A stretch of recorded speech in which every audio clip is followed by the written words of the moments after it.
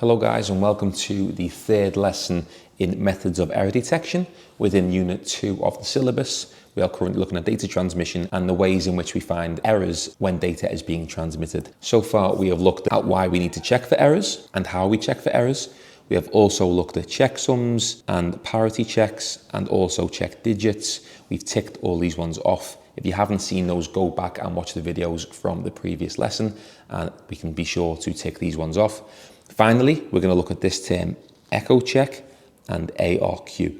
Okay, so today is all about echo, check, and this term ARQ, which is an automatic repeat request. So as I've mentioned, guys, this series of lessons is all about finding problems within data after it's been sent from one device to another, checking that it's the same as it should be from when it is sent to when it is received. The first one we're going to look at in this lesson is an automatic repeat request, or ARQ for short. As you can see there, A, R, and it takes the Q from requests. So ARQ is the term that we use, and we need to show knowledge of how these work in terms of finding out if data has been sent successfully. As we can see here, it's a control protocol. So a protocol is a set of rules, as we've mentioned before. So a set of rules in computer science that exists to check for control in data transmission. This one works particularly well when data is being sent over a noisy or unreliable network. So if the computers know that data might go missing or might not be received on the receiving end of data transfer, then this is a good way to make sure that it does get sent successfully and the recipient receives all of the data. So in the diagram here, we've got computer number 1 and computer number 2. So the first thing that happens is the sender will send their first block of data. Okay, or we can think of packets, like we've mentioned before in Unit 2. The sender will send a block of data. So data 1 here goes from computer A to computer B. Sorry, computer 1 to computer 2.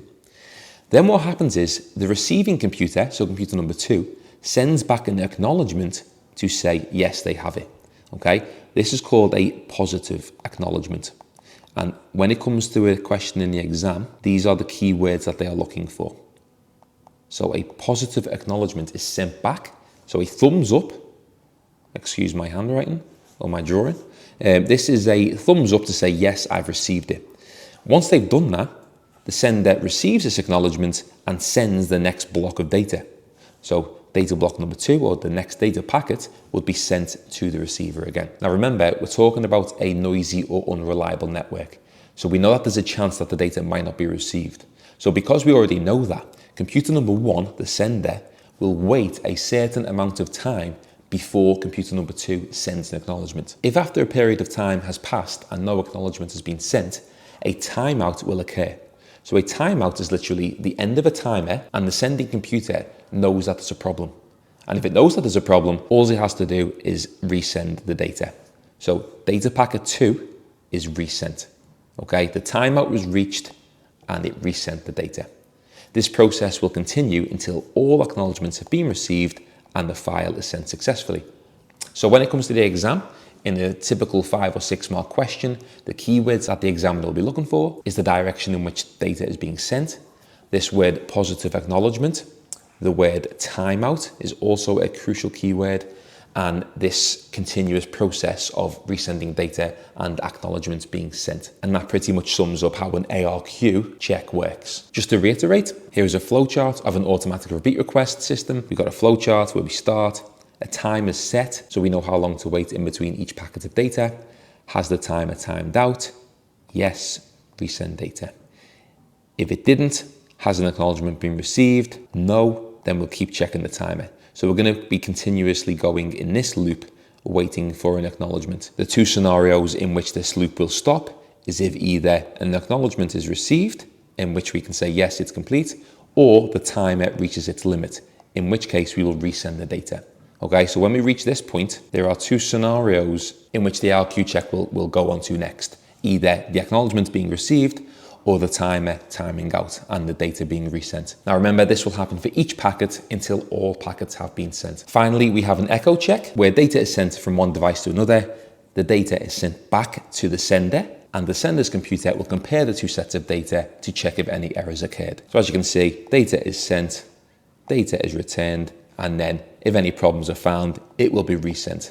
So if the data didn't match what was originally sent, it's simply just sent again. So just a little scenario for you to imagine how an echo check works in real life.